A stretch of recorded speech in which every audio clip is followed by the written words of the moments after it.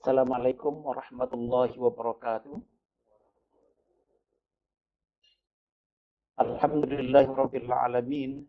Alhamdulillah nahmaduhu wa nasta'inuhu wa nastaghfiruh wa na'udzu billahi min shururi anfusina wa sayyiati a'malina. May yahdihillahu fala mudilla lahu wa man yudlil fala hadiya lahu. Asyhadu an la ilaha illallah wahdahu la syarika lahu wa asyhadu anna Muhammadan abduhu wa rasuluh. Allahumma salli ala Muhammad wa ala ali Muhammad kama sallaita ala Ibrahim wa ala ali Ibrahim innaka Hamidum Majid. Allahumma barik ala Muhammad wa ala ali Muhammad kama barakta ala Ibrahim wa ala ali Ibrahim innaka Hamidum Majid. وارض اللهم عن الخلفاء الراشدين أبي بكر وعمر وعثمان وعلي وأن بقية صحابة رسول الله صلى الله عليه وسلم أجمعين. أيها الشباب، أيها الإخوة، أوصيكم ونفسي بتقوى الله فقد فاز المتقون. لقد قال الله تعالى في القرآن الكريم: أعوذ بالله من الشيطان الرجيم، يا أيها الذين آمنوا اتقوا الله حق تقاته ولا تموتن إلا وأنتم مسلمون. سبحانك لا علم لنا إلا ما علمتنا إنك أنت العليم الحكيم. اللهم فقهنا في الدين وعلمنا الكتاب والحكمة. اللهم اغفر ذنوبنا وطهر قلوبنا وفصح ألسنتنا وحسن فروجنا وآتنا الحكمة والحكمة رحمة للعالمين. يا حي يا قيوم برحمتك نستغيث، أصلح لنا شؤوننا كلها ولا تكلنا إلى أنفسنا طرفة عين. اللهم اجعلنا من عبادك الذين آتيتهم مالا وعلما وهم يتقون فيه ربهم ويصلون فيه رحمهم ويعلمون بالله فيه حقا.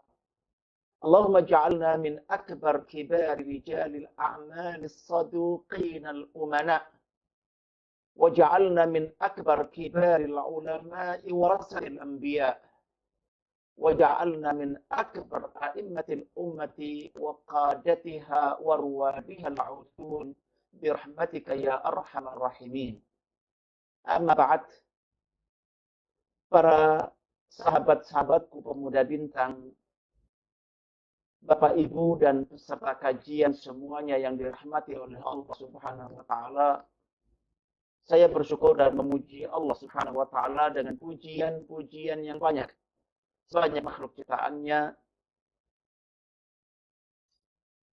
Para pemuda bintang yang dirahmati oleh Allah, kita masih pada kelanjutan dari kajian kita di tema salat berjamaah sesuai Al-Quran dan As-Sunnah yang ditulis oleh seorang ulama besar, Ustadz Sa'id bin Wahab Al-Qahtani. Dan kita ada pada bagian yang kelima di tema ini, dan secara khusus insya Allah kita akan bicara tentang keutamaan salat berjamaah.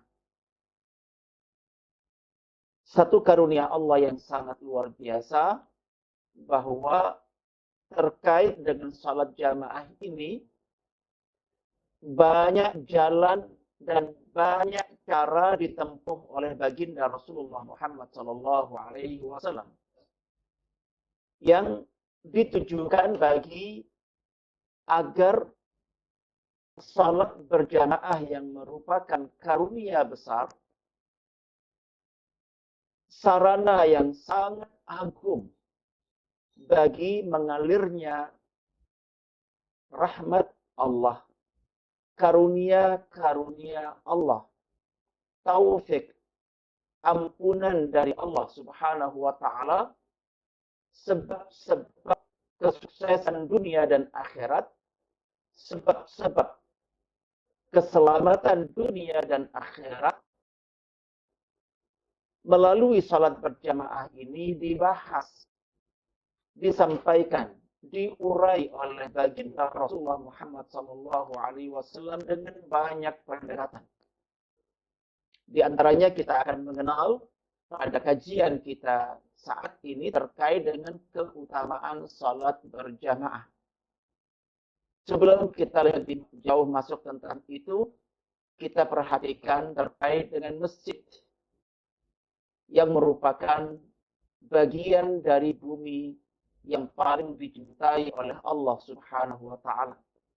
Rasulullah SAW bersabda, "Al-masjidu baitu kulli taqiyyin." Al-masjidu baitu kulli taqi. Masjid adalah rumah bagi setiap orang yang bertakwa. Masya Allah. Setiap orang yang bertakwa punya rumah, insya Allah. Tetapi yang dideklarasikan oleh baginda Rasulullah Muhammad SAW adalah bahwa masjid merupakan rumah baik bagi setiap orang yang bertakwa. وَقَدْ ضَمِنَ اللَّهُ عَزَّ وَجَلَّ لِمَنْ كَانَ الْمَسَاجِدُ بُيُوتَهُ الرَّوْحَ وَالرَّحْمَةَ وَالْجَوَازَ عَلَى الصِّرَاطِ. Dan Allah telah menanggung, telah menjamin bagi siapapun yang menjadikan masjid-masjid sebagai rumahnya, ar-rawh, kegembiraan, war-rahmata, ar-rahmah, wal-jawaz 'ala sirat, dan kemudahan melintasi jembatan yang nanti harus dilewati oleh setiap orang pada umumnya. Di akhirat kelak, ya, Rasulullah SAW mengatakan, al-masjidu baitu kulli taqiyyin. Masjid adalah rumah bagi setiap orang yang bertakwa, dan Allah menjamin orang-orang yang kemudian mengambil ketetapan masjid adalah sebagai rumahnya, dia ditanggung dan dijamin oleh Allah ar-rawha, kegembiraan dalam hidupnya, ar-rahmata, ya, rahmat, wal jawaza 'ala sirat, dan kemudahan untuk melintasi jembatan itu nanti di akhirat. Semoga kita semuanya termasuk orang-orang yang dimudahkan oleh Allah menjadikan masjid-masjid yang merupakan rumah kita yang utama. Di situ kita senantiasa kembali, di situ kita senantiasa berada pada posisi-posisi terbaik untuk sujud dan menghadap kepada Ar-Rabb. Berikutnya, dalam sebuah hadis yang sangat populer tentang 7 golongan yang nanti akan mendapatkan naungan pada hari kiamat, di saat tidak ada lagi perlindungan dan naungan kecuali naungan dan perlindungan dari Allah. Satu di antara 7 orang itu adalah rajulun qalbuhu mu'allaqun bil masjid, yaitu seseorang yang hatinya tertambat, bergantung di masjid. Dia pulang ke rumahnya, dia pergi ke pasar, ke tempat-tempat kerja, tetapi seakan hatinya diikat di masjid, yang senantiasa ingin berkumpul dengan jasadnya. Inilah yang membuat nanti orang-orang yang disebut taqi oleh Rasulullah SAW untuk senantiasa kembali ke masjid dan senantiasa mengunjungi dan mendatangi masjid-masjid Allah Subhanahu wa taala. Di sinilah kita akan mendapatkan, ya, sebagai pintu masuk bagaimana kita memahami penjelasan-penjelasan Rasulullah SAW yang luar biasa terkait dengan keutamaan salat berjamaah. Kita masuk, teman-teman sekalian yang dirahmati oleh Allah Subhanahu wa taala, terkait dengan tema keutamaan salat berjamaah. Saya berharap dimudahkan oleh Allah Subhanahu wa taala untuk memahami, ya, tema ini bersumber dari sunnah-sunnah Nabi kita Muhammad SAW untuk mengamalkannya dan dimudahkan pula untuk mengajarkannya bagi orang lain. Ya. Kita lihat pada slide berikutnya. Di poin yang pertama, salat jamaah lebih utama, 27 derajat. Ini sudah populer, kita sudah singgung dan sebut-sebut sebelumnya. Ya, Rasulullah menyebutkan bahwa salat berjamaah itu lebih unggul ketimbang salat sendirian dengan bilangan angka 27 derajat. Ini disampaikan oleh Nabi kita Muhammad SAW dalam beberapa redaksi. Di antaranya adalah kalimat berikutnya. Beliau mengatakan, salatul rajuli fil jama'ati tazidu ala salati wahdihi 27 darajah. Sama. Tetapi kemudian kita dapatkan pada hadis di bawahnya, salatul rajuli fil jama'ati tudha'if ala salatihi fi baitihi wa fi suqihi 25 di'fa. Bahwa salat seseorang di dalam berjamaah itu dilipat gandakan ketimbang salat di rumahnya dan di pasarnya dengan kelipatan angka 25 derajat. Dari dua model hadis di atas, satu hadis yang menyebutkan tentang angka 27 derajat perbandingan antara salat berjamaah dengan salat sendiri, dan kemudian hadis yang terakhir menyebutkan kelipatan 25 derajat perbandingan antara salat sendiri maupun salat berjamaah.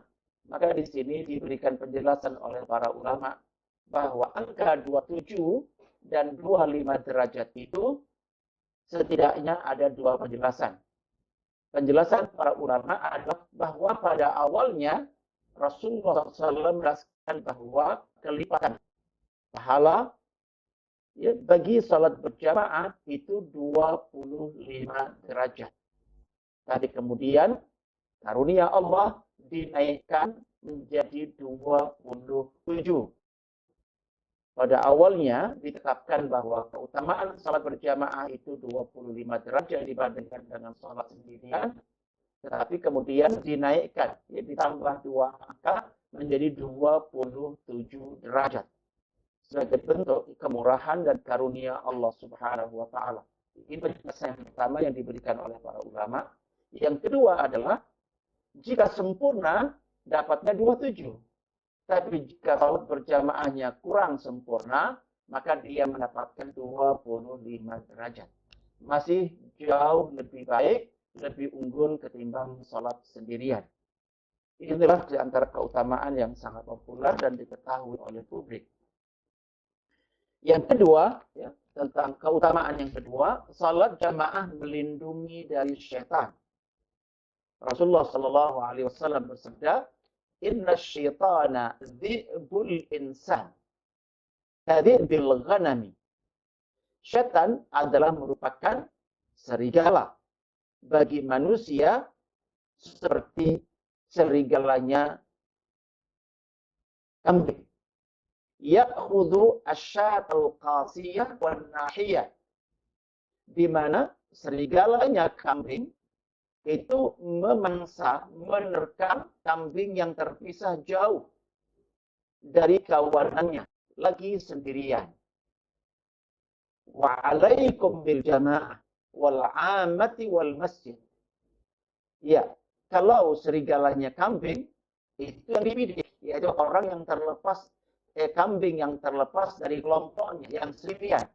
Hal yang sama, serigalanya manusia, yaitu setan, dia akan menerkam orang yang lebih senang, lebih memilih sendirian ketimbang berjamaah. Dan karena itulah agama mengajarkan kita untuk senantiasa berjamaah dan dimulai dengan aktivitas sholat 5 kali sehari semalam. Agar kita senantiasa terjaga, terlindung, terbentengi, terjaga terlindung, terbentengi dengan kita ada di jamaah. Janganlah menyendiri, ya, bahkan kalian wajib untuk bergabung bersama jamaah, bersama orang banyak dan di masjid. Ini arahan yang diberikan oleh Allah Subhanahu wa taala untuk mensiasati agar kita terselamatkan dari serigala manusia, yaitu berupa syaitan. Na'udzubillahi min dzalik. Masih poin yang kedua, ma min salasatin fi qaryatin wala badwin la tuqamu fihim salat illa qad istahwada alaihim asy-syaitan fa'alaikum bil jamaah. Ya, keutamaan yang ketiga, bahwa salat berjamaah itu akan terus bertambah kebaikannya, keutamaannya semakin bertambah jumlah jamaah yang ikut dan terlibat dalam penyelenggaraan salat jamaah tersebut. Rasulullah SAW di dalam hadis berikut menjelaskan bahwa salatnya seseorang dengan satu orang lain sebagai makmum itu lebih baik dibandingkan dengan dia salat sendirian. Dan seseorang yang salat dengan diikuti oleh dua orang makmum itu lebih baik ketimbang dia salat dengan satu orang makmum. Dan kemudian kaidah yang diberikan oleh Rasulullah SAW, semakin banyak jumlah makmum yang ikut berjamaah, maka salat jamaah itu lebih disenangi, lebih dicintai oleh Allah Subhanahu wa taala. Kita perhatikan poin yang keempat, keutamaan yang keempat, terbebas dari api neraka dan dari sifat atau akhlak kemunafikan. Rasulullah SAW bersabda, "Man shalla lillahi arba'ina yawman fi jama'atin yudrikut takbiratal ula kutibat lahu bara'atan. Bara'atun minan nar wa bara'atun minan nifaq." Barang siapa mengerjakan salat karena Allah selama 40 hari berturut-turut tanpa putus secara berjamaah, dan setiap kali berjamaah selama 40 hari ini, yang seharinya tentunya 5 kali, selalu mendapatkan takbir pertama imam, maka ditetapkan baginya, diwajibkan baginya, ditulis untuk orang yang berhasil 40 hari berjamaah dengan selalu mendapatkan takbir pertama imam, dia dinyatakan bebas dari azab api neraka dan dinyatakan bebas dari sifat orang munafik. Jadi ada semacam dua jaminan, dua sertifikat dalam tanda petik ya, dari Rasulullah SAW, mereka yang berhasil secara sambung menyambung tanpa putus 40 hari berjamaah, sehari 5 kali, dan selalu mendapatkan takbiratul ihram imam. Di sini luar biasa ya, jika di sebuah lingkungan satu RT dan setiap orang menjalankan program ini, betapa indah lingkungan itu terbebas dari ahli neraka dan terbebas dari orang-orang munafik. Andai setiap keluarga memastikan setiap anggota keluarganya mampu menjalankan ini, sebagai sebuah karunia Allah Subhanahu wa taala yang sangat besar insyaallah. Berikutnya keutamaan yang kelima, ya, keutamaan yang kelima, salat subuh berjamaah sebab jaminan aman hingga sore. Salat subuh secara berjamaah menjadi jaminan aman bagi seseorang, bagi pelakunya hingga sore hari. Dan betapa kita sangat membutuhkan di alam ya, di mana banyak ya serigala, banyak setan yang ingin menerkam, ingin mengganggu kita, kita mendapatkan jaminan aman seharian itu asal paginya kita salat berjamaah. Rasulullah SAW bersabda, "Man shallas subha fahuwa fi dhimmatillah." Barang siapa yang melaksanakan salat subuh maka dia ada dalam jaminan Allah. Fala yatlubannakumullahu min dimmatihi bisyai' fa inna man yatlubuhu ya min dimmatihi bisyai' yudrikuhu thumma yakubbuhu ala wajhihi fi nari jahannam. Ya, barang siapa yang melaksanakan salat subuh, maka dia berada dalam jaminan Allah. Maka jangan sampai Allah menuntut kalian sesuatu apapun pada jaminannya. Karena barang siapa yang dia tuntut pada jaminannya, pasti dia akan mendapatkannya. Kemudian dia akan ditelungkupkan pada wajahnya di dalam neraka. Na'udzubillahi min dzalik. Saya berharap kita semua bisa menikmati fasilitas yang Allah Subhanahu wa taala, bahwa Allah pasti memberikan jaminan ya aman bagi siapapun asal dia melaksanakan salat subuh insyaallah secara berjamaah. Keutamaan yang keenam, ya, salat subuh berjamaah ditambah dengan duduk zikir, ditambah dengan salat 2 rakaat setelah syuruk, maka dia mendapatkan pahala seperti pahala melaksanakan ibadah haji dan ibadah ya, umrah sempurna, sempurna, sempurna. Rasulullah SAW bersabda, barang siapa salat fajar, ya, dalam bahasa Arab fajar itu artinya subuh. Barang siapa ya, melaksanakan salat subuh secara berjamaah, kemudian duduk zikir hingga terbit matahari. Zikir bisa tasbih, tahmid, tahlil, istighfar, bisa juga membaca Al-Quran, bisa juga majelis ta'lim, ya, mengkaji ayat-ayat Allah dan hadis-hadis Nabi kita Muhammad SAW. Duduk berzikir sampai terbit matahari, kemudian salat 2 rakaat. Maka rangkaian 3 amalan, salat subuh berjamaah, duduk zikir sampai terbit matahari, dan setelah matahari terbit, ya, jeda beberapa saat. Kalau di Mekah, di Madinah, ada jeda 10 sampai 15 menit antara terbit, kemudian salat 2 rakaat, ya, salat sunnah, maka pahalanya seperti orang melaksanakan ibadah haji dan ibadah umrah secara sempurna, sempurna, sempurna. Jadi dengan melaksanakan 3 rangkaian amalan ini, kita bisa mendapatkan pahala haji dan umrah sempurna. Meskipun bagi mereka yang belum melaksanakan ibadah haji dan umrah, belum gugur kewajiban untuk melaksanakannya. Berikutnya, keutamaan ke-7, agungnya pahala salat isya dan subuh secara berjamaah. Subhanallah, sudah diterangkan keutamaan jamaah secara umum.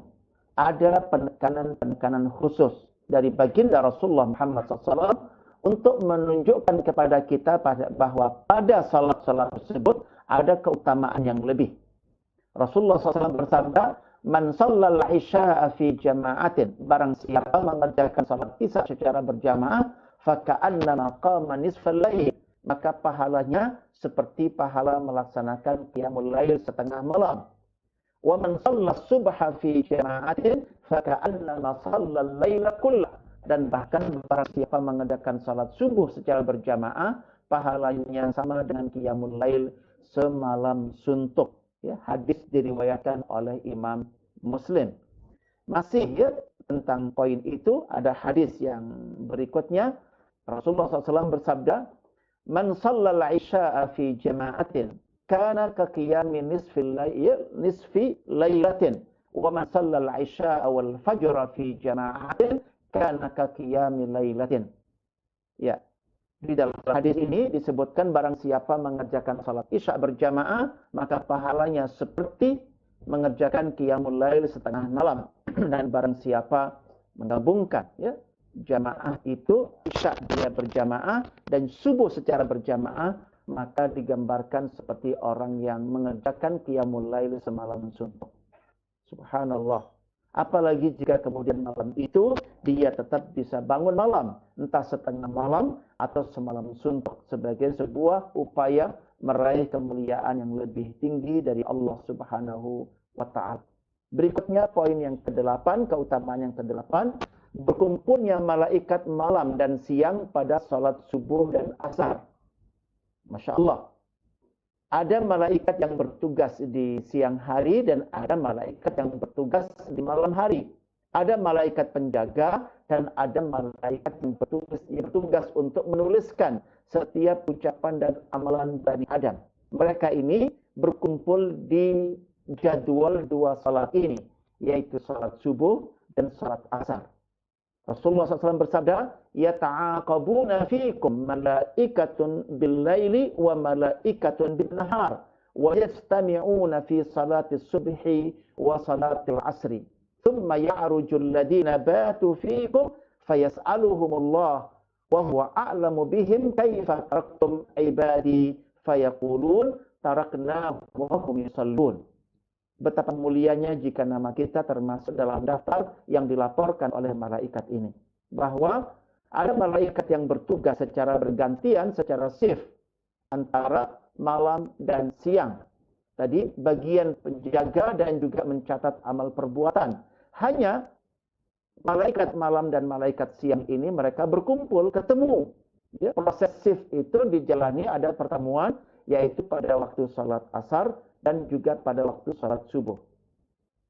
Kemudian, ini contoh, ya, malaikat yang bertugas malam, ketika subuh tiba, dia habis tugasnya dan telah datang malaikat yang akan bertugas untuk siang.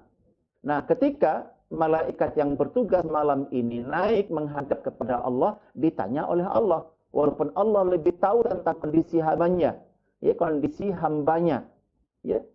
Kata Allah kepada malaikat malam ini, "Kaifa taraktum ibadi?" Ya, bagaimana kondisi hambaku ketika engkau tinggalkan? Apa yang sedang mereka kerjakan? Fayaqulun taraknahum wa hum yusallun. Kami tinggalkan mereka dan mereka sedang dalam kondisi salat. Subhanallah.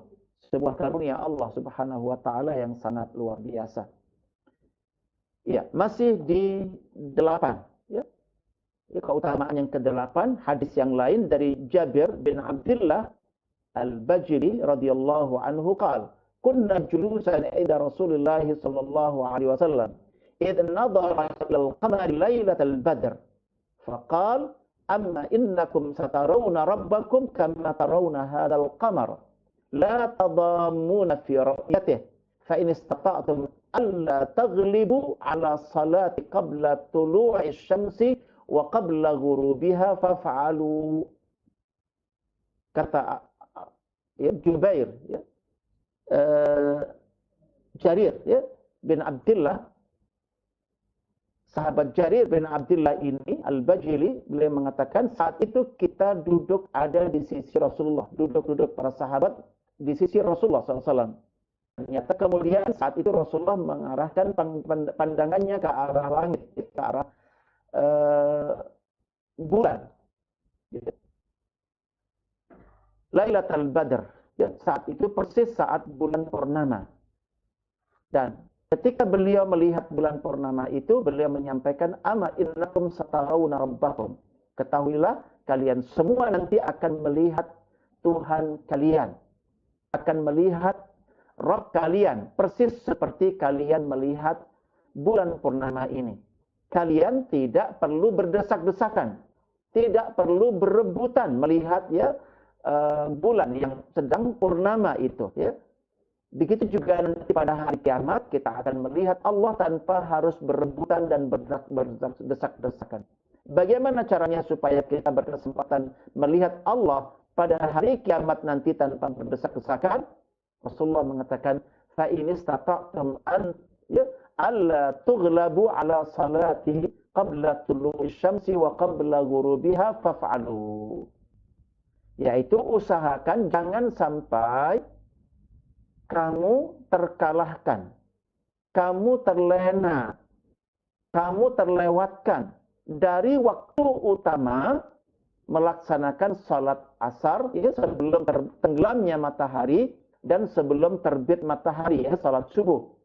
Selagi kita bisa mengerjakan dua salat ini tepat pada waktunya, bahkan waktu utamanya, kata Nabi, lakukanlah.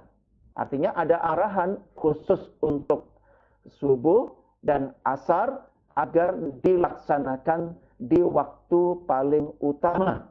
Jangan sampai, ya, kepada waktu yang mepet, ya, hampir habis. Waktu subuh hampir habis baru melaksanakan. atau waktu asar hampir habis baru melaksanakan. Jika itu kita laksanakan, kemungkinan kita akan terhalang dari melihat Allah Subhanahu wa Ta'ala. Ini arahan Nabi kita Muhammad SAW supaya bisa melihat Allah nanti pada hari kiamat tanpa berebutan adalah dengan menjaga dua salat ini, subuh dan asar pada waktu pilihan, ya, pada waktu utamanya, ya, di awal waktu. Semoga dimudahkan oleh Allah Subhanahu wa Ta'ala. Ya, masih di keutamaan yang ke-8, hadis yang lain Rasulullah bersabda, "Lan yalijan nar ahadun shalla qabla tulu'is syamsi wa qabla ghurubiha." Tidak akan masuk neraka seseorang yang mengerjakan salat sebelum terbit matahari, yaitu salat subuh, wa qabla ghurubiha, dan sebelum tenggelamnya matahari, yaitu salat asar. Lagi-lagi penegasan tentang keutamaan salat subuh dan salat asar. Masih tentang keutamaan subuh dan asar, Rasulullah bersabda, "Man shallal bardaini dakhalal jannah." Barang siapa mengerjakan salat bardain, yaitu salat subuh dan salat asar, maka dia pasti akan masuk surga. Amin. Semoga kita semua dimudahkan oleh Allah Subhanahu wa Ta'ala. Masih tentang keutamaan yang ke-8, "Man taraka salatal asri faqad habita amaluhu." Barang siapa meninggalkan salat asar, ya, pada waktunya, ya, maka gugurlah seluruh amalnya. Na'udzubillahi min dzalik. Ya, sekali lagi mudah-mudahan kita diselamatkan oleh Allah Taala dari keteledoran meninggalkan salat asar pada waktunya, ya, yang tepat. Alladzi tafutuhu salatul asri ka'annama wutira ahlahu wa malahu. Kata Rasulullah SAW, barang siapa yang terlewatkan dari waktu utamanya melaksanakan salat asar, digambarkan seperti orang yang terampas keluarganya dan terampas hartanya. Kehormatan keluarga dan kehormatan harta kita ada pada penjagaan salat asar pada waktu utamanya. Ya. Jangan sampai matahari menguning, ya, baru kemudian kita laksanakan salat ini. Ini kasusnya orang tetap melaksanakan salat asar, hanya waktunya sudah mau habis, ya, memasuki tenggelamnya matahari atau memasuki waktu maghrib, ya. Na'udzubillahi min dzalik. Keutamaan yang ke-9, Allah takjub pada salat yang dilakukan berjamaah. Innallaha la yu'ajjiba minas salati fil jami'. Sesungguhnya Allah Subhanahu wa Ta'ala takjub, ya, tentang salat yang diselenggarakan secara berjamaah. Masya Allah. Satu di antara sifat Allah adalah takjub, ya, adalah takjub. Ke-10, orang yang bertahan tinggal di masjid untuk menunggu salat berjamaah, ia dihitung sedang dalam salat selama dia ada di masjid. Rasulullah bersabda, "La yazalul 'abdu fi salati ma kana fi musalla yantadhiru as-salat tafut, ya, taqulul malaikatu Allahumma ighfir lahu Allahumma arhamhu hatta yansarifa aw yuhdits." Faqila ma yuhdits, qala yafsu aw yadrid. Kata Rasulullah SAW, seseorang hamba terus-menerus terhitung sedang dalam salat selagi dia bertahan di tempat pelaksanaan salat, di masjid atau di musala, untuk menunggu datangnya salat berikutnya, ya, atau menunggu datangnya salat. Malaikat berdoa untuk orang yang menunggu di masjid, ya, datangnya salat, dengan doanya, Allah maghfirlahu, ya Allah ampuni dia, Allah marhamhu, ya Allah rahmati dia, hatta yansarif, sampai orang itu pergi meninggalkan masjid atau keluar, ya, dari masjid, au yuhdis, atau dia berhadas. Fakila, maka ditanyakan kepada beliau, apa berhadas itu? Kata beliau, yafsu, yaitu keluar angin tanpa ada suara, ya, dari duburnya, au yadrid, atau kentut yang ada suaranya, ya, itulah hadas, ya. Ketika belum berhadas, maka sepanjang itu dia dihitung sedang salat dan didoakan oleh malaikat untuk diampuni dan dirahmati oleh Allah Subhanahu wa Ta'ala. Ya.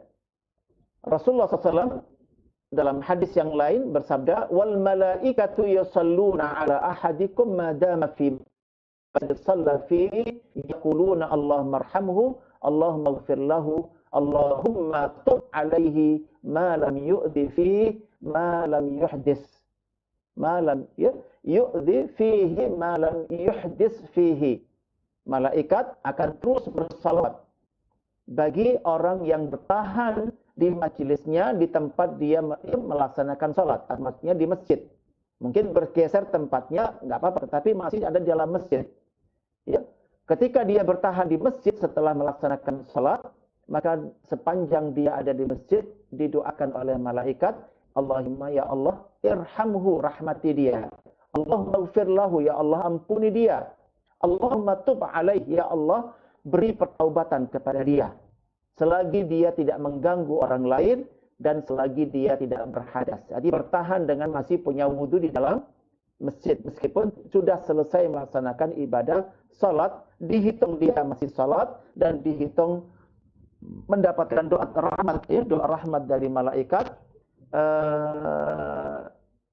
ampunan, doa ampunan, dan bahkan diberikan pertaubatan oleh Allah Subhanahu wa taala. Ini keutamaan untuk tetap bertahan di masjid. Keutamaan yang ke-11 adalah keutamaan shaf pertama. Ini luar biasa, shaf pertama dijelaskan oleh Rasulullah SAW bahwa lau ya'lamun nas ma fin nida'i was saffil awal thumma lam yajidu illa an yastahimu alaihi lastahamu. Kalau saja manusia tahu tentang keutamaannya adzan dan shaf pertama,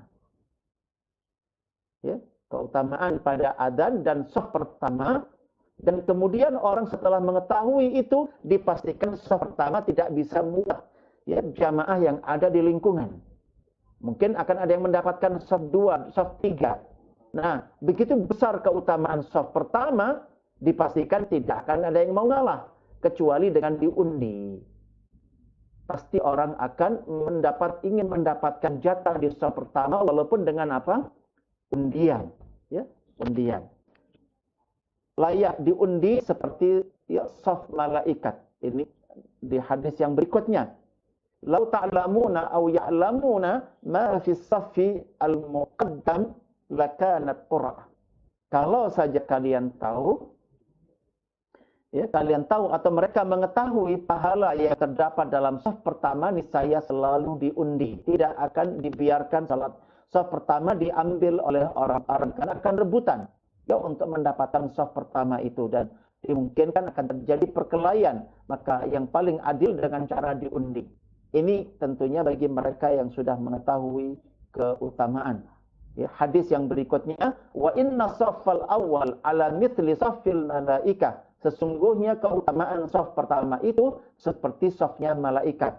Walau alimtum ma fihi labtadartumuh. Kalau kalian mengetahui tentang keutamaan shaf pertama itu, kalian akan bergegas, berebut untuk mendapatkannya. Ya, mudah-mudahan kita termasuk orang yang berebut untuk mendapatkan shaf yang pertama. Gitu.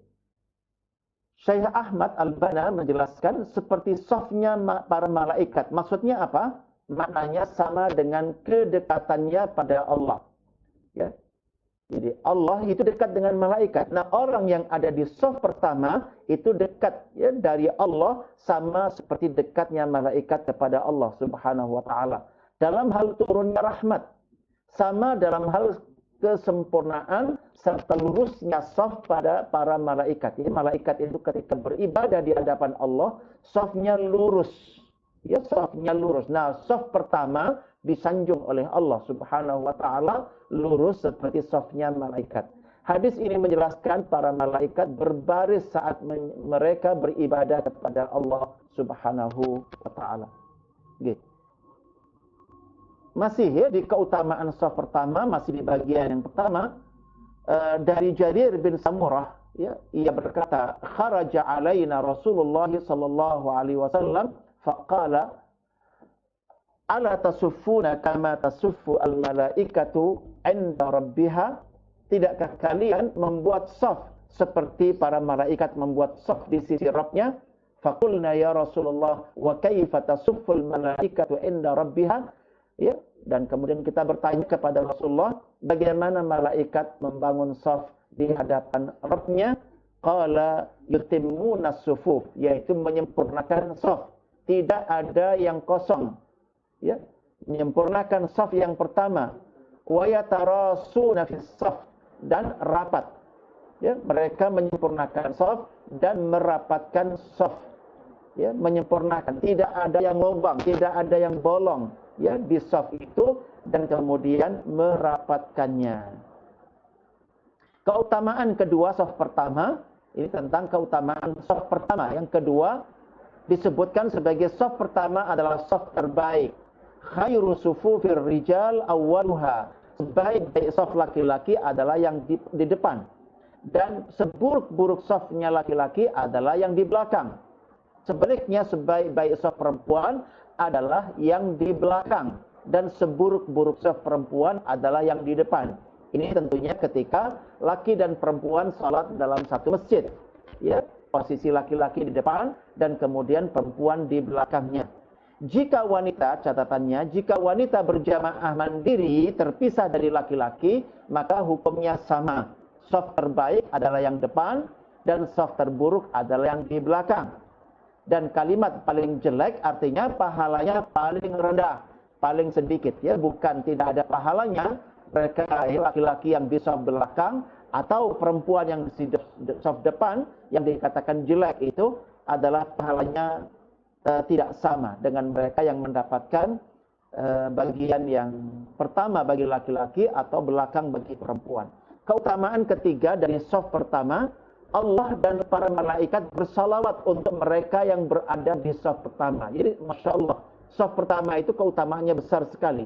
Sesungguhnya Allah dan malaikatnya senantiasa bersalawat bagi mereka yang mendapatkan saf awal. Ya, Allah bersalawat, ya, bagi mereka yang ada di saf awal. Hadis berikutnya, innallaha wa malaikatahu yusalluna 'alas sufufil ula, sufufil awal. Sungguh Allah dan malaikatnya bersalawat bagi mereka yang di saf-saf awal. Itu berarti kemungkinan saf kedua, ketiga, ya, pokoknya yang di awal-awal mereka mendapatkan. Jadi bukan hanya saf pertama saja, tetapi mereka-mereka yang di saf depan, kedua, ketiga masih mendapatkan itu jika kemudian safnya banyak. Puluhan saf, apalagi ratusan saf. Ya, di bagian depan, kita karena perebutan itu dipastikan tidak mungkin semuanya mendapatkan di bagian saf yang pertama. Masih, ya, di hadis keutamaan saf pertama, yaitu Allah malaikat bersalawat untuk mereka yang berada di saf pertama. Innallaha wa malaikatahu yusalluna 'alas sufufil mutaqaddimah. Sesungguhnya Allah dan malaikatnya bersalawat bagi mereka-mereka yang ada di saf-saf terdepan. Ya, berarti masih memungkinkan saf kedua, ketiga, sekali lagi ketika jumlah safnya itu sangat banyak. Dan perebutan itu sangat luar biasa. Begitu pula pada salat hadis yang berikut masih terkait dengan Allah dan para malaikatnya bersalawat untuk mereka yang berada di saf pertama. Sesungguhnya Allah dan malaikatnya bersalawat bagi saf awal. Ketika Rasulullah menyampaikan itu, para sahabat bertanya, untuk saf kedua bagaimana ya Rasulullah? Maka Rasulullah menjawab, Allah, ya, dan malaikatnya bersalawat untuk yang saf pertama. Para sahabat ngejar lagi. Qalu ya Rasulullah wa 'alas tsani. Sedangkan saf kedua bagaimana? Qala wa 'alas tsani. Nah, baru kemudian Rasulullah SAW mengatakan, iya, saf dua juga dapat. Tetapi beliau memastikan dua kali, ya, penegasan bahwa saf pertama mendapatkan salawat dari Allah dan malaikatnya. Ya, keutamaan keempat dari saf pertama adalah Nabi Sallallahu Alaihi Wasallam bersalawat untuk mereka yang berada di saf pertama. Jadi bukan hanya Allah, bukan hanya malaikat, bahkan Nabi kita Muhammad SAW bersalawat untuk mereka yang ada di saf pertama. Bahkan 3 kali salawat. Dan untuk saf kedua, Nabi bersalawat 1 kali saja. Saf ketiga, wallahu a'lam. Ya, An-Nasa'i rahimahullah meriwayatkan dari Irbad bin Sariyah radhiyallahu anhu, beliau berkata, kana yusalli ala as-saffil awal salasan. Adalah Rasulullah dulu bersalawat untuk mereka yang mendapatkan saf pertama salasan. Beliau bersalawat 3 kali. Wa ala sani wahidah. Dan sedangkan Nabi bersalawat untuk saf kedua hanya satu kali saja. Ya. Kemudian teman-teman sekalian, masih di saf yang keutamaan saf pertama ya, bagian yang keempat, kana yastaghfiru lis-saffil mutaqaddim ya muqaddam salasan walisani marrah. Ini masih Nabi kita. Nabi kita bukan hanya bersalawat, bahkan memohonkan ampunan untuk mereka yang mendapatkan saf pertama, itu dimintakan 3 kali ampunan oleh Nabi, sedangkan saf kedua hanya dimintakan ampunan 1 kali oleh Nabi kita Muhammad sallallahu alaihi wasallam. Dan kemudian poin yang kelima, keutamaan saf pertama adalah sesungguhnya Allah dan para malaikat bersalawat untuk mereka yang berada di saf sebelah kanan. Jadi selain kita berebut untuk mendapatkan saf pertama, ini sangat baik diarahkan untuk mengambil posisi sebelah kanan. Rasulullah bersabda, "Innallaha wa malaikatahu yusalluna 'ala mayaminis sufuf." Sesungguhnya Allah dan para malaikatnya bersalawat kepada yang berdiri di saf sebelah kanan. Jadi kalau dulu Rasulullah SAW selesai salat, biasanya beliau membelokkan badannya ke arah kanan, dan kemudian yang di sebelah kanan mereka bisa melihat wajah Rasulullah SAW. Bahkan ketika Rasulullah berdoa setelah itu pada hadis berikutnya, Rabbi qini adzabak yauma tab'atsu ibadak au tajma'u ibadak. Ya, dalam riwayat, maka mereka bisa mendengarkan bacaan doanya Nabi pada saat duduk ya menghadap ke sebelah kanan, dan disaksikan oleh mereka yang berjamaah beliau, yang bersama beliau, dan posisi saf mereka ada di sebelah kanan. Maka dipastikan yang ada di sebelah kiri tidak bisa menyaksikan dan tidak bisa mendengarkan sejelas yang sebelah kanan bisa mendengarkannya. Dan teman-teman sekalian, ini keutamaan ke-6 tentang saf pertama. Ya, dan tentunya yang ada di sebelah kanan, orang yang menyambung saf ya, menyambung saf, Allah menyambung orang tersebut serta mendapatkan salawat Allah dan para malaikatnya. Seringkali kita datang ke masjid dan saf pertama itu masih ada celah, masih ada tempat. Aslinya tidak boleh. Atau kemudian ternyata saf pertama ada yang batal, sehingga yang terjadi ada yang keluar dan ada tempat kosong. Nah, siapapun yang berkenan mengisi tempat kosong itu, dikatakan menyambung saf, maka Allah akan menyambung dia. Ya, Allah akan menyambung dia dan bahkan meninggikan derajatnya ya, 1 derajat ketika dia mau menyambung saf dan menutup celah yang ada. Ya, saya berharap kita semua dimudahkan oleh Allah SWT.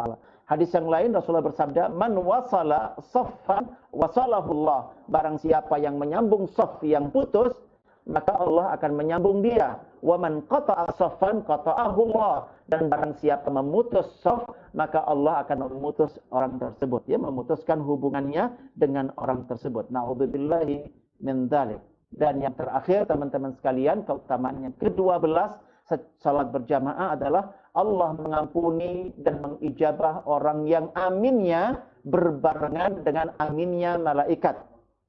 Allah akan ya mengampuni dan mengijabah orang yang aminnya berbarengan dengan aminnya malaikat. Rasulullah SAW bersabda, "Idza ya ammanal imam fa aminu."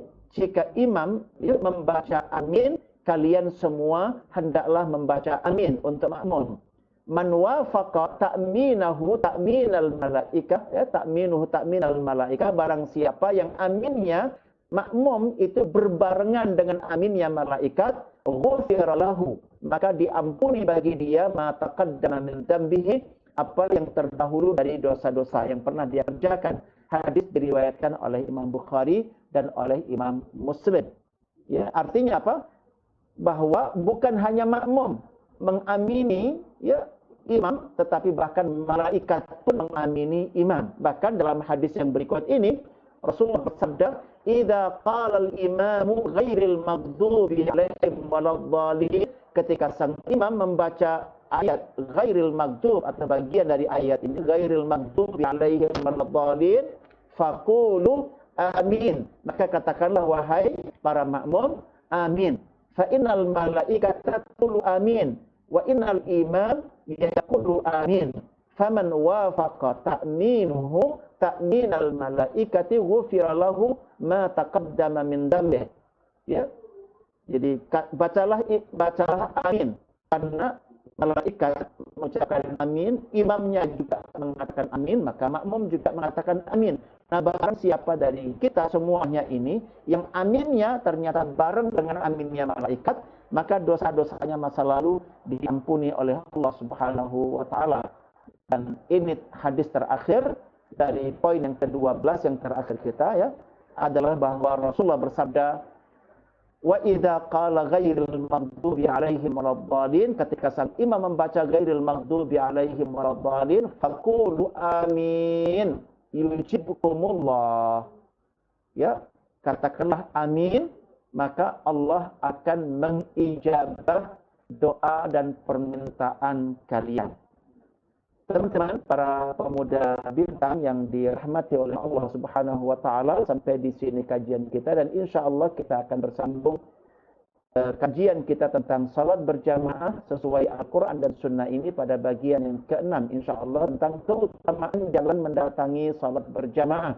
Keutamaan jalan mendatangi salat berjamaah. Kita akan dipandu bagaimana benar-benar sempurna untuk memberdayakan salat jamaah ini sebagai karunia Allah Subhanahu wa taala. Aku qouli hadza wa astaghfirullah li wa lakum, istaghfiruhu innahu ghafurur rahim. Semoga dimudahkan oleh Allah untuk menyempurnakan kajian kita. Allah memudahkan kita mendapatkan ilmunya, memahami tema ini dengan baik.